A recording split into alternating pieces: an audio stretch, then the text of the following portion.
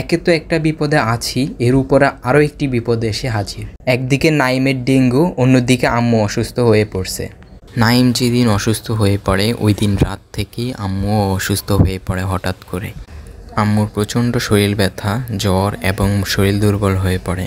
আম্মুর প্রায় 104 ডিগ্রির মতো জ্বর ছিল তখন।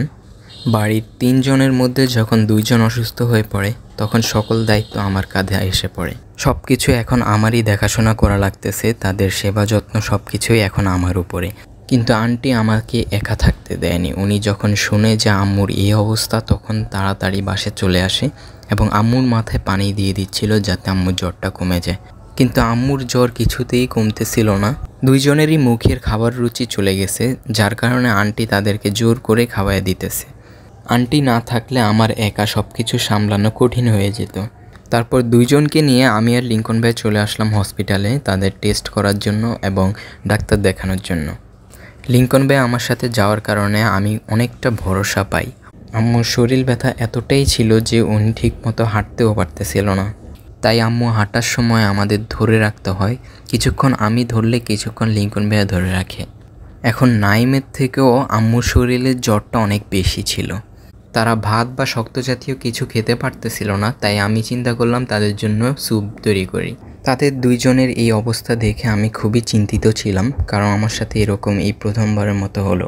নাইম টুকটাক ভালো রান্না করতে পারলেও আমার রান্না সম্পর্কে একটু ধারণা কমই। তাও ইউটিউবে ভিডিও দেখে বিভিন্নভাবে আমি রান্না করার চেষ্টা করলাম। এইখানে স্যুপগুলো ঢেলে তারপরে এখানে কিছু পানি দিয়ে একটু মিক্স করে নিলাম। ডিমটা দেওয়ার সময় একটু ভয় পেয়েছিলাম, কিন্তু আসলে দেওয়ার পর বুঝলাম যে এত কঠিন কিছু না। তারপর কিছুক্ষণ নাড়াচাড়া করার পরে স্যুপটা রেডি হয়ে গেছে। 2 জনই ঘুমাইতেছিল, তাই আম্মুকে প্রথমে উঠাইলাম, উঠাইয়া তার জ্বরটা মেপে নিছি। ওনার জ্বর মনে হয় কোনোভাবেই কমতেছিল না। ডক্টর আম্মুকে কিছু টেস্ট দেয়, যার মধ্যে ডেঙ্গু আর চিকুনগুনিয়া 2টাই নেগেটিভ আসছে। এখন জ্বর মেপে দেখলাম যে 103 ডিগ্রি জ্বর ওনার। তারপর ওনাকে স্যুপটা আমি খাওয়াই দিয়েছিলাম, কারণ উনি খেতে পারছিল না, খেতে চাইতেছিলও না, জোর করেই ওনাকে খাওয়াই দিলাম।